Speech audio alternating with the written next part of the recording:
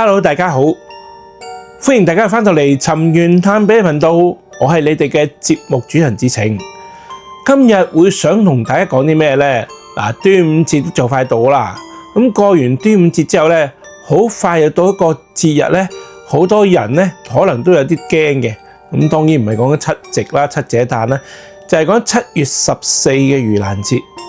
咁呢，想講啲咩呢？其實唔係一定講盂蘭節嘅，只不過今日想同大家講一啲對於鬼嘅一啲喺道家嘅睇法啦，一啲你一直以嚟對一啲鬼嘅誤解啦，或者一啲錯誤嘅想法，今日都會同大家有講嘅。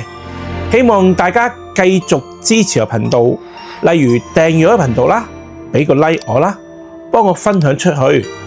當然你哋嘅意見咧，對我嚟講係最重要嘅。同埋咧，由於我呢個頻道咧就快有1萬個訂閱咯，希望大家繼續支持，俾多啲訂閱俾我。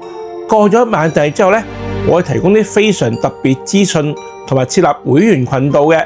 會員頻道咧有更加多對你哋有參考價值嘅一啲資訊俾你哋嘅。不過咧，價錢方面大家就唔使擔心，大概一杯咖啡嘅價錢咧已經可以做多會員噶啦，所以唔使太過擔心嘅。好啦，而家正式開始講今日想講嘅嘢啦。首先嚟講咧，有好多人都有疑惑啦，師傅你咪道家咩？道家係冇鬼論嘅喎。嗱，確實咧，道家係冇鬼論嘅。咁但係為咗令到你哋明白咧，我都會同大家用個鬼字去形容一啲叫做殘留喺呢個世上嘅一啲負能量組成嘅一啲嘢。咁呢啲嘢咧就會成為一啲靈體嘅存在類似。咁咧，由於佢哋點解會存在咧，就有幾種情況嘅。一係就係枉死啦，枉死意思咧有幾種嘅。一啲係俾車禍突然間車死咗啊，自己唔知已經死咗，就會成為一啲靈體留翻喺度啦。咁帶有重嘅怨恨，例如俾人殺咗啊，呢啲咁嘅情況咧，個靈體都有機會留喺嗰個現場附近喎。第三就係做咗一啲唔應該做而了結生命嘅事啦，例如自殺咧，都會令到自己嘅靈魂咧個靈體成為咗喺嗰個自殺嘅地方嘅一個地縛靈啊，即係話總之講俾你聽就係嗰個地方咧你就走唔到噶啦，一直喺自殺地方。咁有咩情況會導致大家見到鬼咧？首先咧，一般人咧係唔會咁易見到鬼嘅。咩意思咧？由於咧我哋人嘅能量咧比較強啊，咁一般嚟講咧，啲靈體咧同我哋嘅頻率唔同咧，我哋都好難會見到靈體或者感覺到靈體嘅。有咩情況之下你會見到靈體咧？就可能你嗰排嘅運氣好差啦，心情好差啦，或者病緊，令到頻率變得比較低咧，你就有機會接近靈體嘅頻率，從而見到啲靈體啦。咁但係又唔問啦，究竟係咪真係見到靈體嘅咧？其實咧喺我哋道家概念咧，其實就唔係真係見到嘅。嗱，大家知道啦，人原來咧個腦好易受其他嘢影響噶嘛，即係植入意識呢樣嘢都有機會出現。咁同樣咧，我哋唔係真係睇到靈體嘅，只不過係接收到佢哋嘅能量或者氣啊，我叫。然後咧，我哋就會喺腦裏邊產生嘅影像，就好似係真係見到呢個靈體咁情況。其實實際咧，有啲人咧，可能當佢黑仔嘅時候咧，佢唔係見到嘅，可能係聽到啦，甚至咧而家情況係聞到啦。咩聞到咧？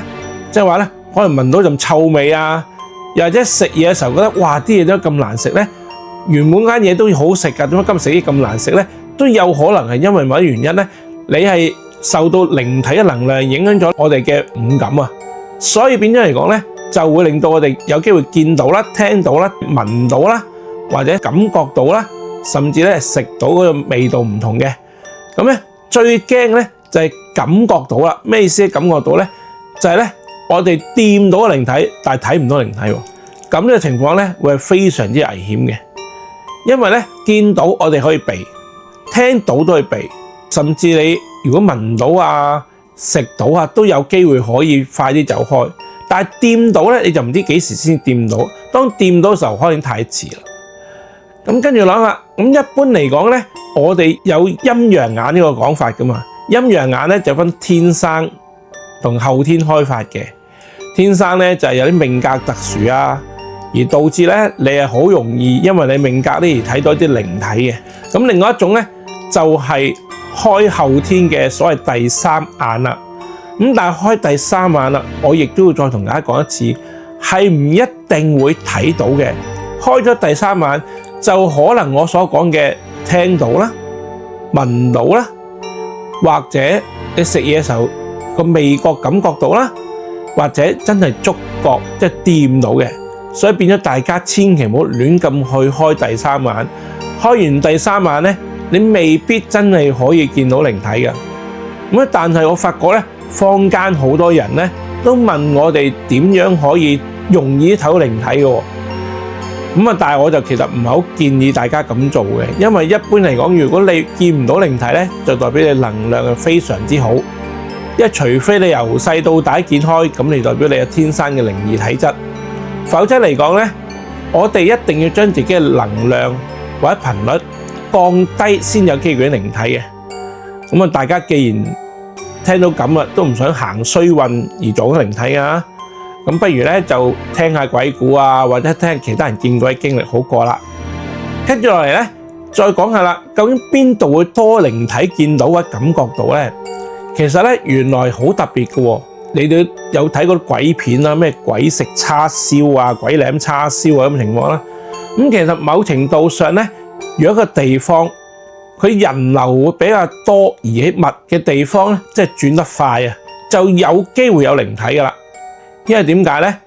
因為咧每一個靈體咧都要吸收我哋人殘餘落嚟嘅能量啊，或者有陣時感覺悲哀啊或者開心嘅時候釋出嚟嘅能量咧。佢哋都係佢哋嘅生存嘅一種力量嚟嘅。咁繼續講啦，咁若果係咁嘅話，咁有咩地方最多咧？其實咧，大家有陣時都知噶啦，譬如墳場啦、殯儀館啦，呢啲咧就所謂大家知道應該多靈體嘅地方啦。但係嗰啲靈體通常就唔係死咗嗰啲先人喎，會係由於咧嗰笪地方太多能量供應啦，好多靈體咧都會慢慢聚集喺地方咧。從而吸收我哋嘅能量。咁咧，另外啦，你估仲有咩地方會比殯儀館更加多靈體嘅咧？就係一啲開喺殯儀館側邊嘅酒店，嗰度會更加多靈體嘅。因為點解咧？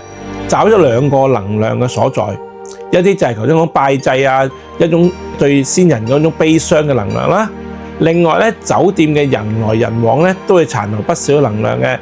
例如喺酒店裏邊有好多情慾啊、情感啊嘅交流啦，又或者佢哋喺度開心唔開心嘅釋放啦，都有機會咧將能量咧留翻喺個酒店房裏邊或者酒店食嘢空間裏邊。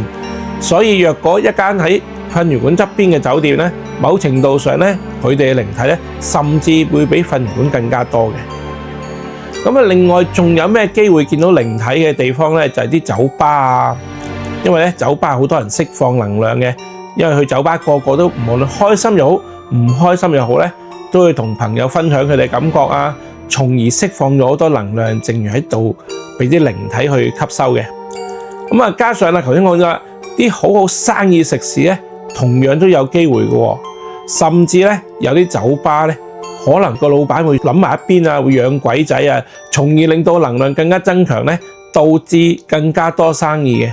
咁點解會令到我哋多生意咧？咁其實好簡單啫。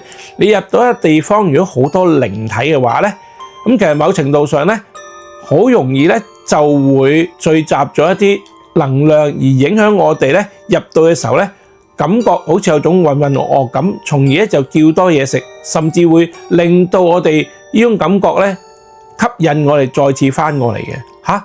渾渾噩噩嘅感覺都會令到翻過嚟，會㗎。因為我哋失去咗有一種叫做控制自己決定嘅意識，從而咧會令到我哋再翻嚟食嘢嘅。